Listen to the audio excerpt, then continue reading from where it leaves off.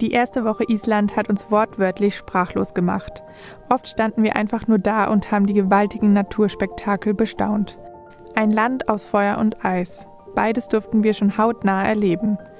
Von einer gigantischen Vulkanlandschaft, dampfender und zischender Erde, einer heißen, endlosen Dusche, bis hin zu riesigen, schwimmenden Eisbergen, Diamanten am schwarzen Vulkanstrand und Wanderungen zu einsamen Wasserfällen. Manche Orte kommen einem einfach so surreal und nicht von dieser Welt vor. Ein Land der absoluten Extremen und wirklich außerhalb unserer Vorstellungskraft. Und während wir dachten, Island kann diese Erlebnisse nicht mehr toppen, werden wir diese Woche erneut überrascht.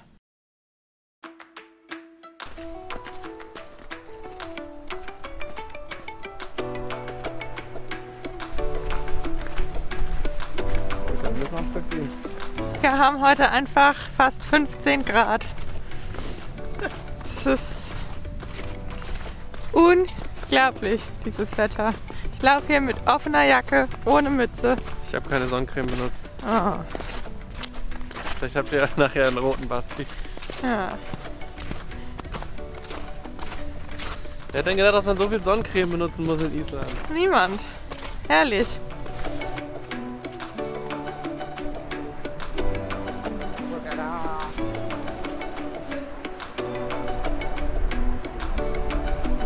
Man steht da, schaut in die Tiefe und alles wird plötzlich still. Der Nebel im Gesicht, das Donnern in der Brust. Zwischen all der Kraft zeigt sich manchmal ein zarter Regenbogen im Sprühnebel. Für einen Moment ganz ruhig, fast zerbrechlich. Roh, echt und irgendwie überwältigend.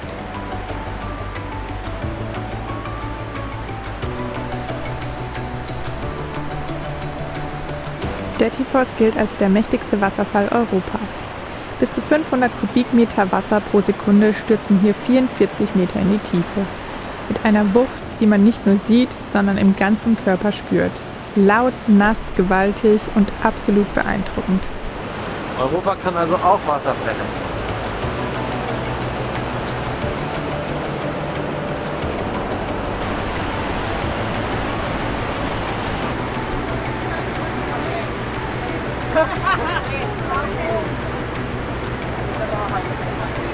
Es ist wieder der absolute Wahnsinn. Bei dem Wetter, bei der Kulisse. Wir können es einfach nicht glauben, was für ein Glück wir hier haben. Und das ist übrigens einer der größten Wasserfälle Europas. Und in diesem Licht, in der Sonne, das ist ein Traum. Wir haben in der Welt schon wirklich viele Wasserfälle bestaunen dürfen. Und trotzdem zieht es uns immer wieder hin. Irgendwas am Wasser fasziniert. Dieses Rauschen, die Kraft, die Bewegung. Natur kann so viel und es wird nie langweilig.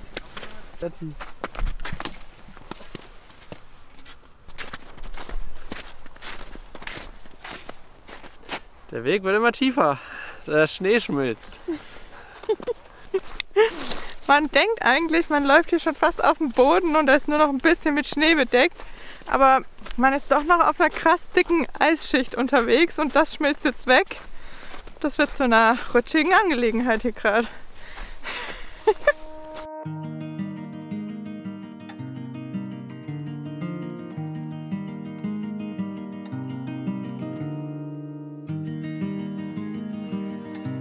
Wir wollen noch weiter in den Norden. Und auf dem Weg dahin kommen wir, wie soll es anders sein, an einem Wasserfall vorbei. Einfach so, direkt sichtbar von der Ringstraße aus.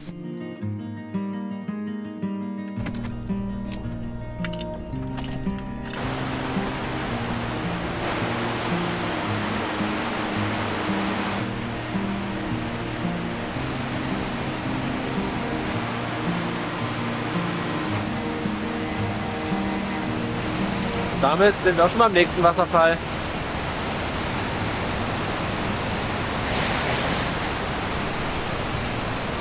Nicht der. Er.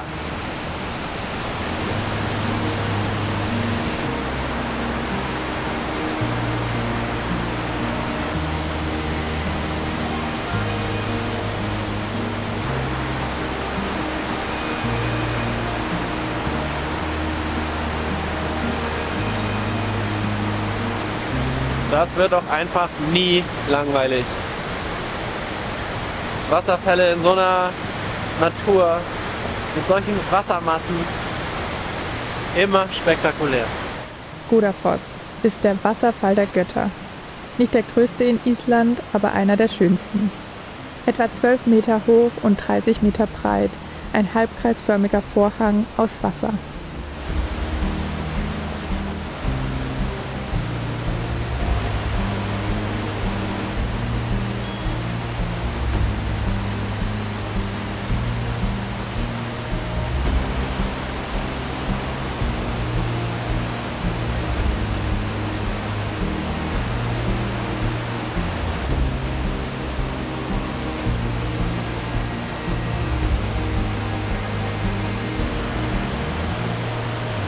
Das Emoji der Woche ist natürlich ein Wasserfall. Wie könnte es anders sein?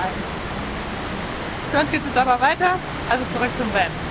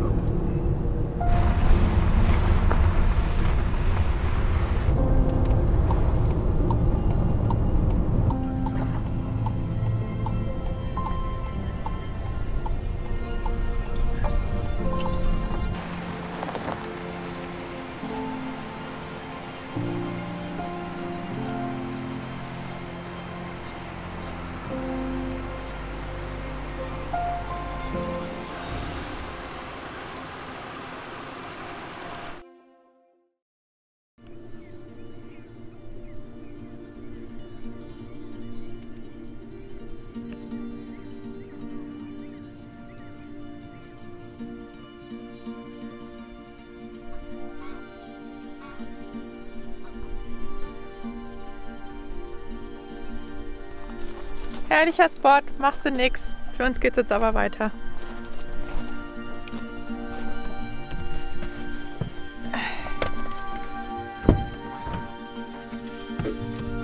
Vamos.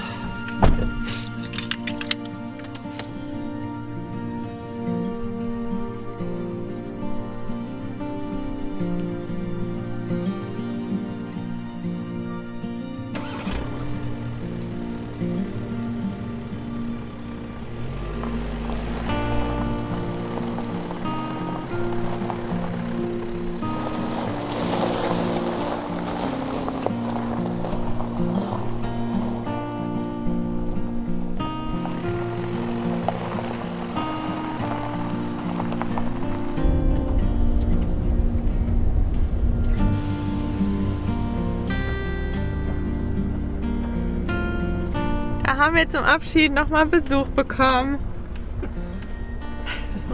Die Schäfchen haben auf jeden Fall noch ihr Winterkleid getragen. Jetzt wissen wir, woher die kratzigen Islandpullis herkommen.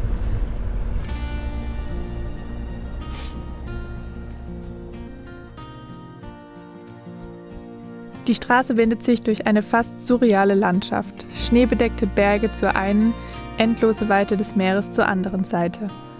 Die Farben des Nordens, tiefblau, grau, weiß, erzählen von der Kraft des Winters und der Stille des Nordens. Krass, da vorne geht einfach ein Wasserfall über die Klippe ins Meer. Das sieht ja krass aus.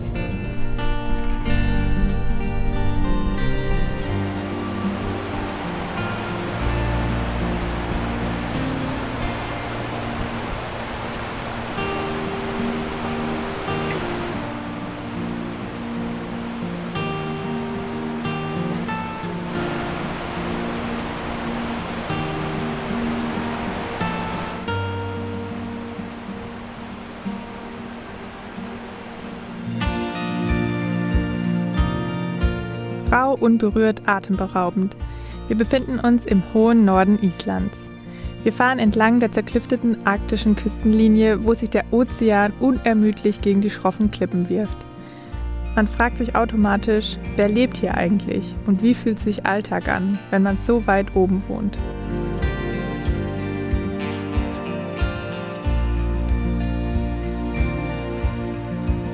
Plötzlich verschluckt uns unerwartet ein Tunnel. Für einen Moment Dunkelheit und die Lichter der Lampen und entgegenkommenden Autos. Nur der Gedanke daran, was uns auf der anderen Seite erwartet, begleitet uns.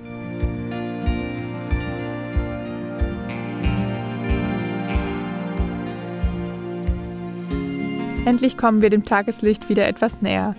Der Tunnel öffnet sich, vor uns liegt sie, die nördlichste Stadt Islands. Einsam, stolz, wunderschön. Fast wie das Ende der Welt.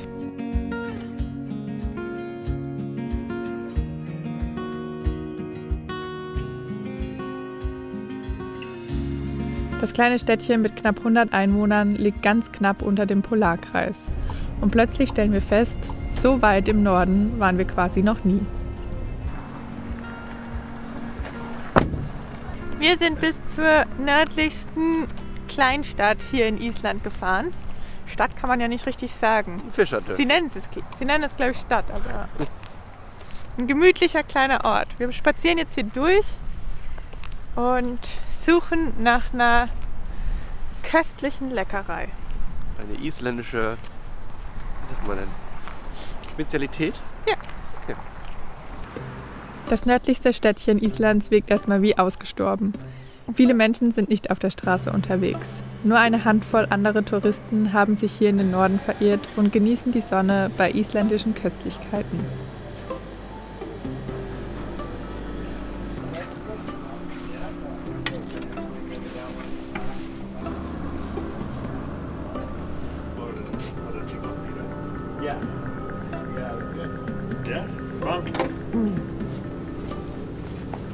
Das ist ein sogenannter Kleiner und ist irgendwie so ein Everyday Pastry, also eine Kleinigkeit für jeden Tag, den Sie gerne zum Frühstück oder zum Kaffee essen. Schmeckt wie ein Donut ein bisschen, nur ohne Glasur. Schmeckt ein bisschen zitronig, oder? Ein bisschen Zitrone und auch nicht ganz so süß. Ja. Aber lecker. And I was like, this web thing will never catch on. This is lame. This is lame. Mit Schoko bestimmt auch nicht schlecht. Nee.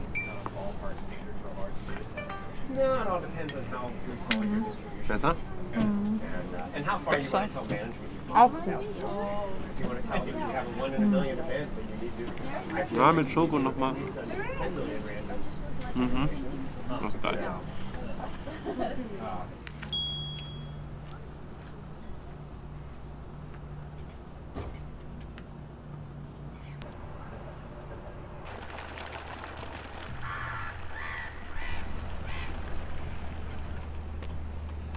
Man merkt, dass wir noch ein bisschen außerhalb der Saison unterwegs sind. Es ist wirklich noch nicht viel los. Und ich glaube, normalerweise ist auch um diese Jahreszeit noch nicht so ein Königswetter, wie wir es gerade haben. Und so können wir hier ein bisschen durchschlendern, ein bisschen gucken, aber noch nicht viel machen. Aber es ist auch wirklich ein kleines Fischerdörfchen.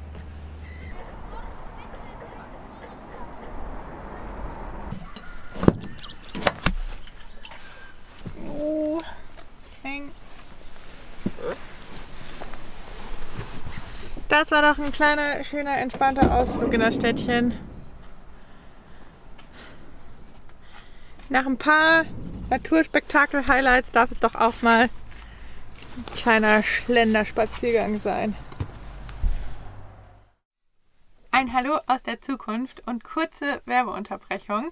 Wir sind hier im Van und stecken mitten in den Vorbereitungen für unser nächstes Abenteuer. Wir wissen noch nicht genau, ob wir Richtung Norden oder Süden wollen. Aber eins ist uns auf jeden Fall besonders wichtig, und zwar, dass wir die Spanischkenntnisse, die wir uns jetzt in Südamerika angeeignet haben, nicht verlernen und oder, wenn es Richtung Norden geht, vielleicht auch eine ganz neue Sprache uns aneignen. Und dafür nutzen wir die App Rosetta Stone. Mit der Sprachlern-App von Rosetta Stone sind wir dabei besonders flexibel, denn wir können zwischen 25 unterschiedlichen Sprachen wählen. Die Lerneinheiten sind dabei in unterschiedliche Kategorien aufgeteilt, wie zum Beispiel Freizeit und Freunde oder Reisen. Und wenn es für uns jetzt tatsächlich doch nach Schweden gehen sollte, haben wir zum Beispiel die Möglichkeit, Schwedisch zu lernen und würden dann direkt mit der Spracheinheit Einführung beginnen. Man lernt die Sprache über Bilder und Audiospuren, was das Ganze so ein bisschen spielerisch macht und wir es echt gerne in den Alltag integrieren. Han springer. Han springer. Han lagar mat. Han lagar mat. Sprache ist einfach so ein schöner Türöffner, um Kulturen und Länder kennenzulernen. Und sei es nur ein Hallo, wie geht's auf der Straße oder bestellen können im Restaurant und Konversationen im Laden. Es macht einfach die Erfahrung immer schöner. Deshalb können wir es euch echt nur ans Herz legen, neue Sprachen zu lernen. Es bereitet wirklich richtig Freude. Und Rosetta Stone macht es euch da besonders einfach, denn mit unserem Link bekommt ihr 60% Rabatt auf das Lifetime-Abo und damit Zugang zu allen 25 Sprachen. Und damit könnt ihr dann nach Belieben euer Leben lang alle Sprachen lernen. Probiert es am besten einfach mal aus. Unten in der Beschreibungsbox findet ihr den Link. Und ja, dann viel Spaß beim Lernen.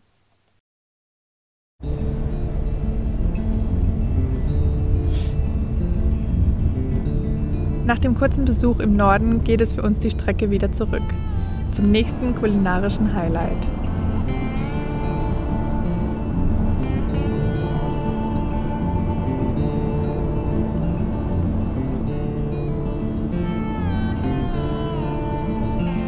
Unterwegs habe ich schon ein kleines Café gespottet mit einem klassischen Fischsuppenbuffet.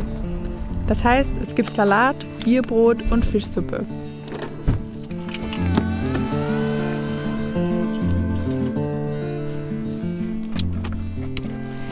Sind heute so ein bisschen auf Spezialitätenjagd. Hier im nächsten Fischerörtchen gibt es nämlich eine sehr gute Suppe. Und wenn nicht hier auf Island, in Island, wo soll man sonst die beste frische Fischsuppe bekommen? Das gemütliche, eingerichtete Café mit viel Liebe zum Detail ist eine echte Empfehlung. Und wer bis dahin einem Island-Pullover widerstehen konnte, hier gibt es nochmal eine große Auswahl.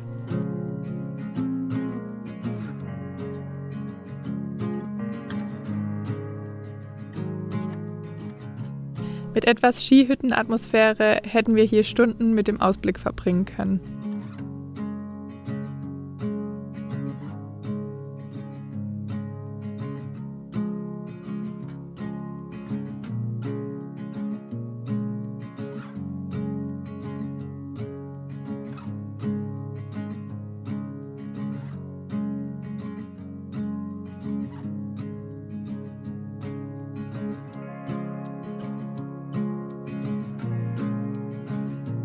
Das Café wirkt, als wäre die Zeit stehen geblieben.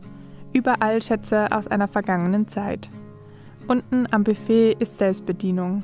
Es gibt ein Bier aus der lokalen Brauerei, Salat und Bierbrot und eine leckere Suppe mit vielen Croutons und einem echt leckeren Curry angehauchten Geschmack.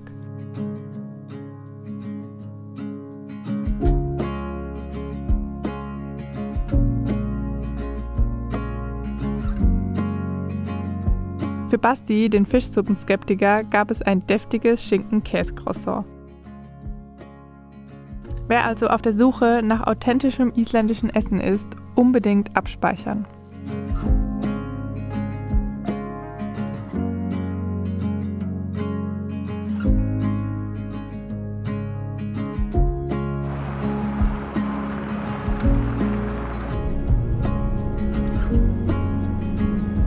Wir beenden jetzt die kleine kulinarische Tour mit etwas Entspannung. Der noch nicht so überlaufene Norden war für uns eine echte Überraschung. Wir sind froh, dass es auch noch diese Ecken des Landes gibt, über die noch keiner spricht.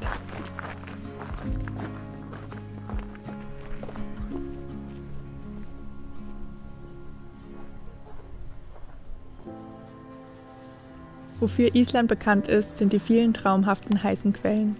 Die Hot Tubs bei Hauganes direkt in einer kleinen Bucht am Meer sind ein perfekter Tagesabschluss. Denn auch obwohl die Tage warm sind, abends wird es schnell kalt und das ist die beste Gelegenheit, sich nochmal aufzuwärmen.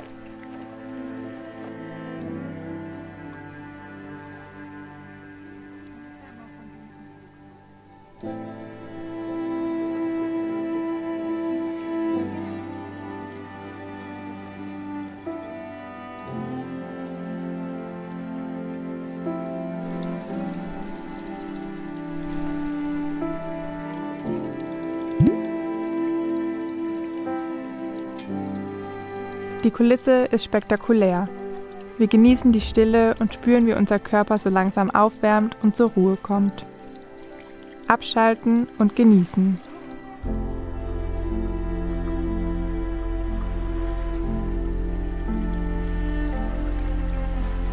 Und wir konnten es uns natürlich nicht nehmen lassen, einmal ins eiskalte Meer zu springen. Eiskalt, belebend und wach.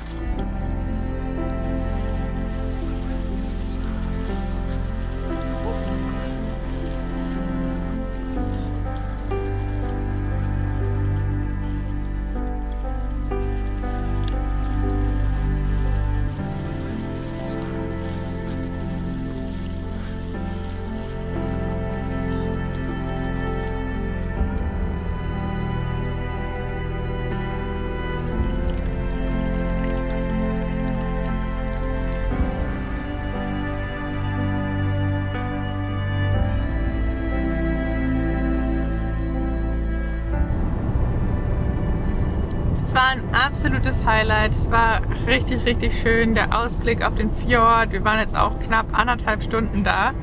Kurz bevor es zugemacht hat. Man konnte da jetzt auch noch warm duschen. Perfekter Tagesabschluss. Und wir fahren jetzt zum Sonnenuntergang zurück zu unserem Spot. Und machen es uns da gemütlich.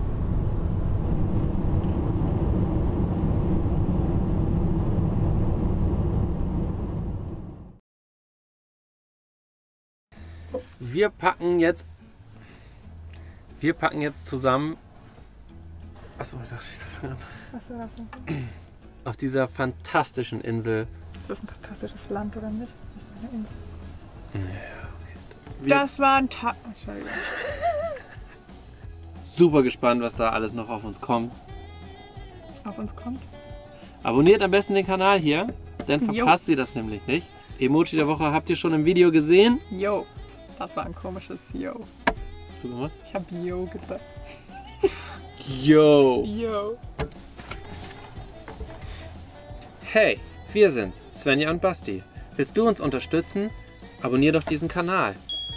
Auch ein Like vom Video hilft uns sehr. Support jetzt in die Kommentare und wir wären sehr dankbar. Bis nächste Woche. Danke. Ende. Das passiert, wenn das Brain gar nichts mehr kann.